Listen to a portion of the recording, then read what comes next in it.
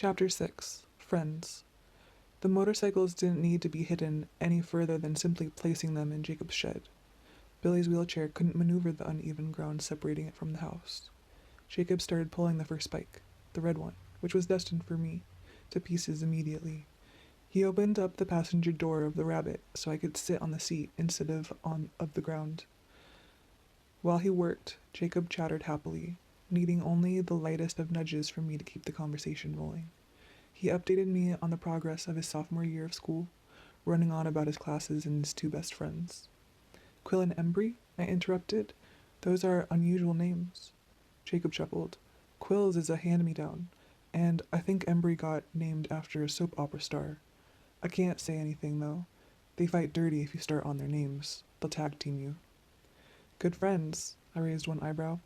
No, they are. Just don't mess with their names. Just then, a call echoed in the distance. Jacob? Someone shouted. Is that Billy? I asked. No. Jacob ducked his head, and it looked like he was blushing under his brown skin. Speak of the devil, he mumbled, and the devil shall appear. Jake, are you out here? The shouting voice was closer now. Yeah, Jacob shouted back and sighed. We waited through the short silence until two tall, dark-skinned boys strolled around the corner into the shed. One was slender, and almost as tall as Jacob. His black hair was chin-length and parted down the middle, one side tucked behind his left ear, while the right side swung free. The shorter boy was more burly. His white t-shirt strained over his well-developed chest, and he seemed gleefully conscious of that fact. His hair was so short, it was almost a buzz. Both boys stopped short when they saw me. The thin boy glanced swiftly back and forth between Jacob and me, while the brawny boy kept his eyes on me, a slow smile spreading across his face. Hey guys, Jacob greeted them half-heartedly. Hey Jake, the shorter one said without looking away from me. I had to smile in response. His grin was so impish. When I did, he winked at me. Hi there. Quill, Embry, this is my friend Bella. Quill and Embry, I still didn't know which was which, exchanged a loaded look. Charlie's kid, right? The brawny boy asked me, holding out his hand. That's right, I confirmed, shaking hands with him. His grasp was firm. It looked like he was flexing his bicep. I'm Quill Atera, he announced grandly before releasing my hand. Nice to meet you, Quill. Hey, Bella. I'm Embry Call. You probably already figured that out, though. Embry smiled a shy smile and waved with one hand, which he then shoved in the pocket of his jeans. I nodded. Nice to meet you, too. So what are you guys doing? Quill asked, still looking at me.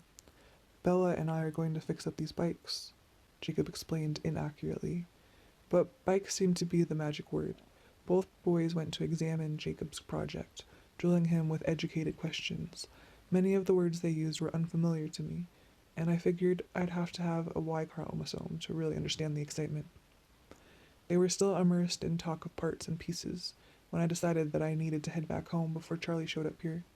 With a sigh, I slid out of the Rabbit. Jacob looked up, apologetic. We are boring you, aren't we? Nah, and it wasn't a lie. I was enjoying myself. How strange. I just have to go cook dinner for Charlie. Oh, well, I'll finish taking these apart tonight and figure out what more we'll need to get started rebuilding them. When do you want to work on them again? Could I come back tomorrow? Sundays are the bane of my existence. There was never enough homework to keep me busy. Quill nudged Embry's arm and they exchanged grins. Jacob smiled in delight. That would be great. If you make a list, we can go shop for parts, I suggested. Jacob's face fell a little. I'm still not sure I should let you pay for everything. I shook my head. No way, I'm bankrolling this party. You just have to supply the labor and expertise. Embry rolled his eyes at Quill. That doesn't seem right. Jacob shook his head. Jake, if I took these to a mechanic, how much would he charge me? I pointed out. He smiled. Okay, you are getting a deal. Not to mention the writing lessons, I added. Quill grinned widely at Embry and whispered something I didn't catch. Jacob's hand flashed out to smack the back of Quill's head. That's it. Get out, he muttered. No, really, I have to go, I protested, heading for the door. I'll see you tomorrow, Jacob. As soon as I was out of sight, I heard Quill and Embry chorus. Woo! The sound of a brief scuffle followed, interspersed with an ouch and a hey. "If either of you set so much as one toe on my land tomorrow," I heard Jacob threaten. His voice was lost as I walked through the trees. I giggled quietly. The sound made my eyes widen in wonder. I was laughing, actually laughing, and there wasn't even anyone watching. I felt so weightless, but I laughed again, just making the feeling last longer. I beat Charlie home. When he walked in, I was just taking the fried chicken out of the pan and laying it on a pile of paper towels. "Hey, Dad," I flashed him a grin. Shock flitted across his face before he pulled his expression together. "Hey, honey," he said, his voice uncertain. "Did you have fun with Jacob?" I started moving the food to the table. "Yeah, I did." "Well, that's good." He was still cautious. "What did you two do?" Now it was my turn to be cautious. "I hung out in his garage and watched him work. Did you know he's rebuilding a Volkswagen?" "Yeah, I think Billy mentioned that." The interrogation had to stop when Charlie began chewing, but he continued to study my face as he ate. After dinner, I dithered around, cleaning the kitchen twice, and then did my homework slowly in the front room while Charlie watched a hockey game. I waited as long as I could, but finally Charlie mentioned the late hour. When I didn't respond, he got up, stretched, and then left, turning out the light behind him. Reluctantly, I followed. As I climbed the stairs, I felt the last of the afternoon's abnormal sense of well-being drain from my system, replaced by a dull fear at the thought of what I was going to have to live through. I wasn't numb anymore. Tonight would no doubt be as horrific as last night. I lay down on my bed and curled into a ball in preparation for the onslaught. I squeezed my eyes shut, and the next thing I knew, it was morning. I stared at the pale silver light coming through my window, stunned. For the first time in more than 4 months, I'd slept without dreaming or screaming. I couldn't tell which emotion was stronger, the relief or the shock. I lay still in my bed for a few minutes, waiting for it to come back, because something must be coming. If not the pain, then the numbness. I waited, but nothing happened. I felt more rested than I had in a long time. I didn't trust this to last. It was a slippery, precarious edge that I balanced on, and it wouldn't take much to knock me back down.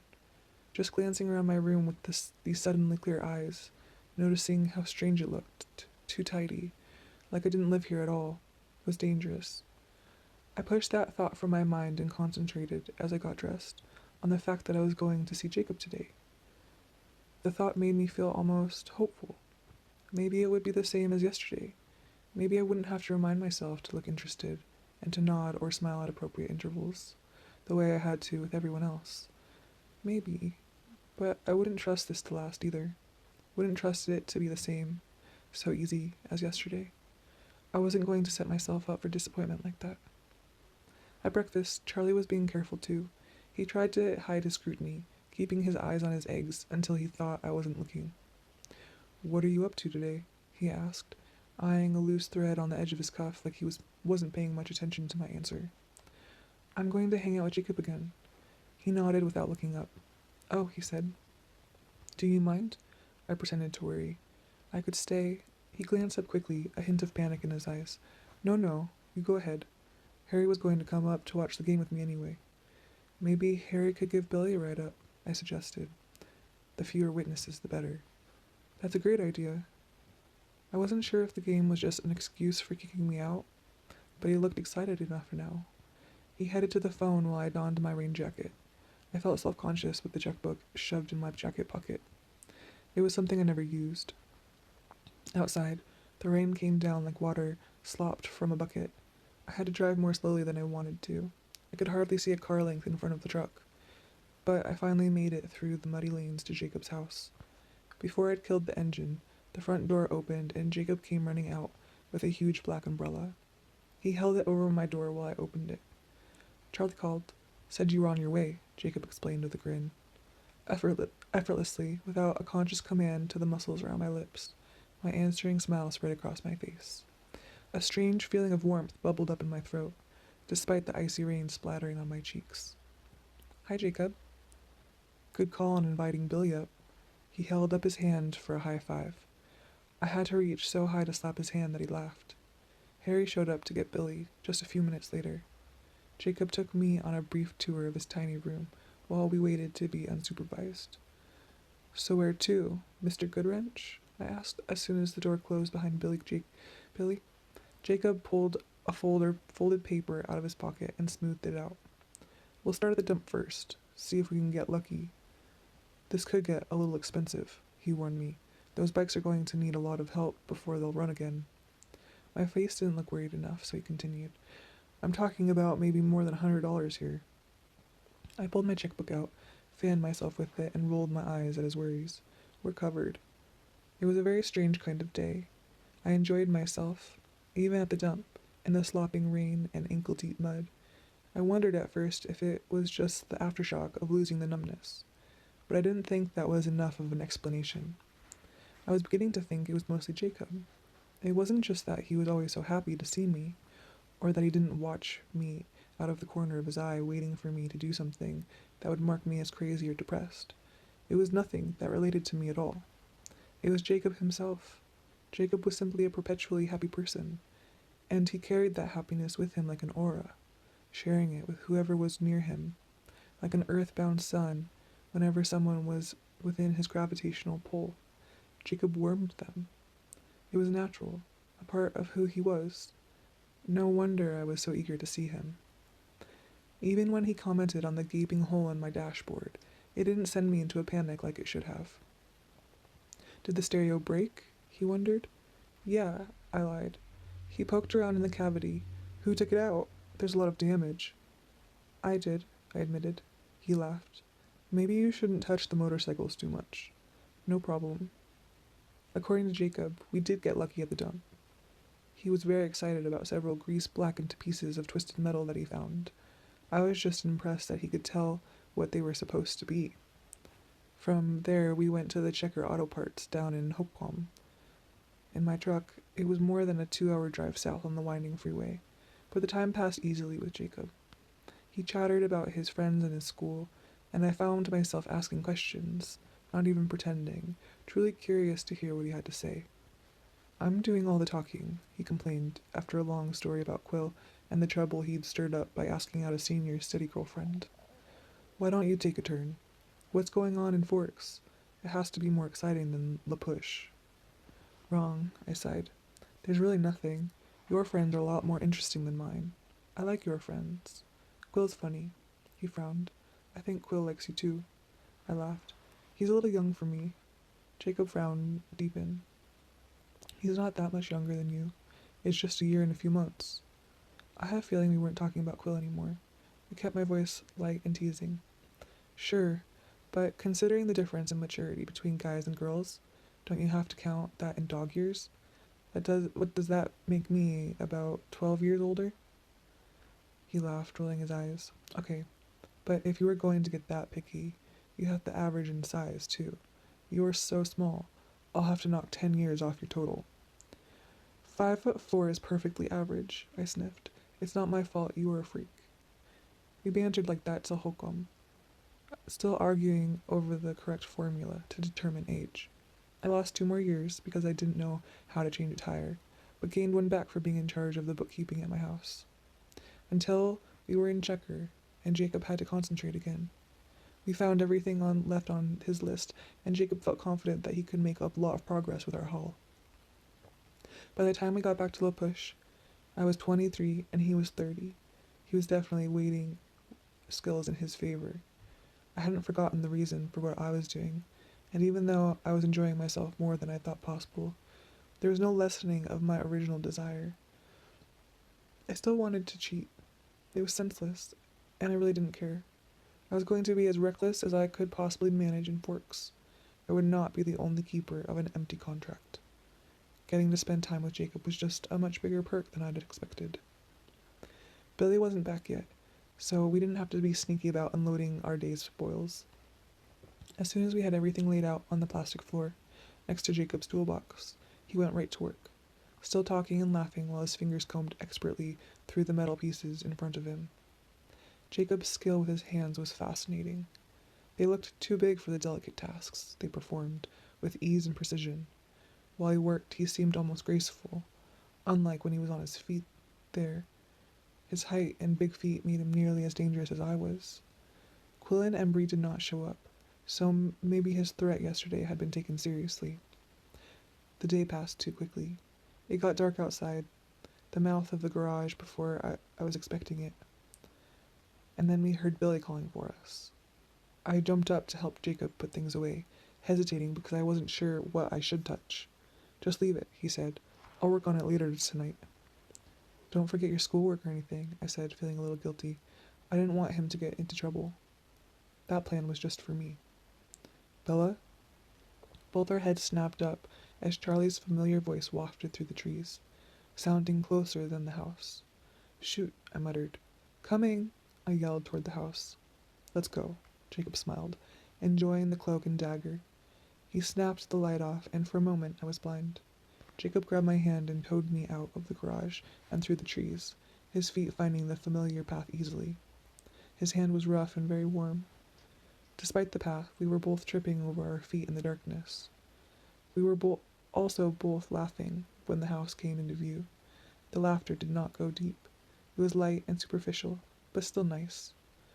I was sure he wouldn't notice the faint hint of hysteria. I wasn't used to laughing, and it felt right, and also very wrong at the same time. Charlie was standing under the little back porch, and Billy was sitting in the doorway behind him. Hey, Dad, we both said at the same time, and that started us laughing again. Charlie stared at me with wide eyes that flashed down to note Jacob's hand around mine. Billy invited us for dinner, Charlie said to us in an absent-minded tone. My super secret recipe for spaghetti, handed down for generations, Billy said gravely. Jacob snorted. I don't think ragu's actually been around that long. The house was crowded. Harry Clearwater was there, too, with his family, his wife Sue, whom I knew vaguely from my childhood summers in Forks, and his 2 children. Leah was a senior, like me, but a year older. She was beautiful in an exotic way. Perfect copper skin, glistening black hair, eyelashes like feather dusters, and preoccupied. She was on Billy's phone when we got in, and she never let it go. Seth was 14. He hung on Jacob's every word with idolizing eyes. There were too many of us for the kitchen table, so Charlie and Harry brought chairs out to the yard, and we ate spaghetti off plates on our laps in the dim light from Billy's open door. The men talked about the game, and Harry and Charlie made fishing plans. Sue teased her husband about his cholesterol, and tried, unsuccessfully, to shame him into eating something green and leafy. Jacob talked mostly to me and Seth, who interrupted eagerly whenever Jacob seemed to be in danger of forgetting him. Charlie watched me, trying to be inconspicuous about it, but with pleased but cautious eyes. It was loud and sometimes confusing, as everyone talked over everyone else, and the laughter from one joke interrupted the telling of another. I didn't have to speak often, but I smiled a lot, and only because I felt like it. I didn't want to leave. This was Washington, though, and the inevitable rain eventually broke up the party. Billy's living room was much too small to provide an option for continuing the get-together. Harry had driven Charlie down, so we rode together in my truck on the way back home. He asked about my day, and I told mostly the truth, but I'd gone with Jacob to look at parts and then watched him work in his garage. You think you'll visit again anytime soon? He wondered, trying to be casual about it. Tomorrow after school, I admitted. I'll take homework, don't worry. You be sure to do that, he ordered, trying to disguise his satisfaction. I was nervous when we got to the house. I didn't want to go upstairs. The warmth of Jacob's presence was fading, and in its absence, the anxiety grew stronger. I was sure I wouldn't get away with 2 peaceful nights of sleep in a row. To put bedtime off, I checked my email. There was a new message from Renee. She wrote about her day, a new book club that riled the time slot of the meditation classes she just quit, her weeks subbing in the 2nd grade, missing her kindergartners. She wrote that Phil was enjoying his new coaching job, and that they were planning a second honeymoon trip to Disney World.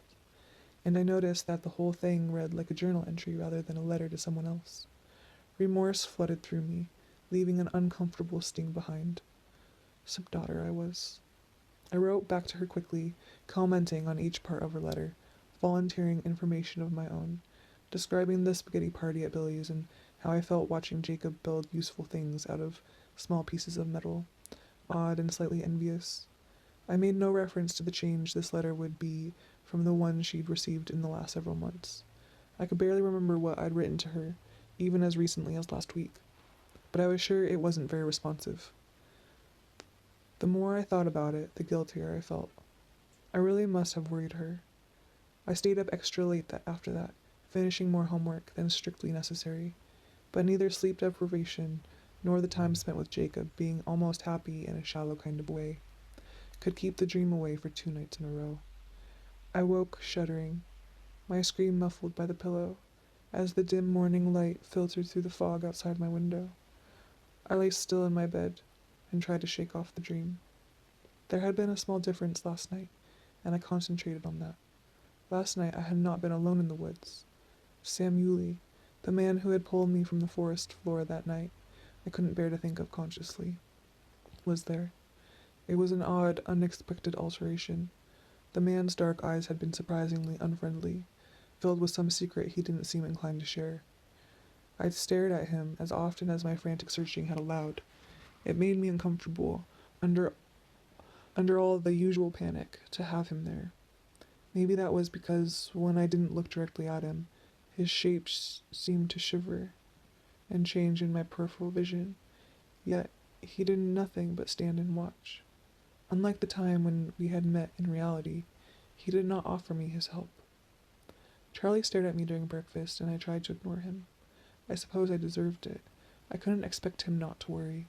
It would probably be weeks before he stopped watching for the return of the zombie, and I would just have to try not to let it bother me. After all, I would be watching for the return of the zombie too. 2 days was hardly long enough to call me cured. School was the opposite. Now that I was paying attention, it was clear that no one was watching here. I remembered the first day I'd come to Forks High School, how desperately I'd wished that I could turn gray, fade into the wet concrete of the sidewalk, like an oversized chameleon. It seemed I was getting that wish answered, a year late. It was like I wasn't there. Even my teacher's eyes slid past my seat as if it were empty. I listened all through the morning, hearing once again the voices of the people around me. I tried to catch up on what was going on, but the conversations were so disjointed that I gave up. Jessica didn't look up when I sat down next to her in calculus. "Hey, Jess," I said with put-on nonchalance. "How was the rest of your weekend?" She looked at me with suspicious eyes. Could she still be angry? Or was she just too impatient to deal with a crazy person? "Super," she said, turning back to her book. "That's good," I mumbled. The figure of speech, cold shoulder, seemed to have some literal truth to it. I could feel the warm air blowing through the floor vents, but I was still too cold. I took the jacket off the back of my chair and put it on again. My fourth-hour class got out late, and the lunch table I always sat at was full by the time I arrived. Mike was there, Jessica and Angela, Connor, Tyler, Eric, and Lauren. Katie Marshall, the redheaded junior who lived around the corner from me, was sitting with Eric, and Austin Marks, older brother to the boy with the motorcycles, was next to her. I wondered how long they'd been sitting here, unable to remember if this was the first day or something that was a regular habit. I was beginning to get annoyed with myself. I might as well have been packed in styrofoam peanuts through the last semester. No one looked up when I sat down next to Mike, even though the chair squealed stridently against the linoleum as I dragged it back. I tried to catch up with the conversation. Mike and Connor were talking about sports, so I gave up on that at once. "Where's Ben today?" Lauren was asking Angela. I pricked up, interested. I wondered if that meant Angela and Ben were still together. I barely recognized Lauren. She'd cut off all her blonde corn silk hair. Now she had a pixie cut so short that the back was shaved like a boy. What an odd thing for her to do. I wished I knew the reason behind it. Did she get gum stuck in it?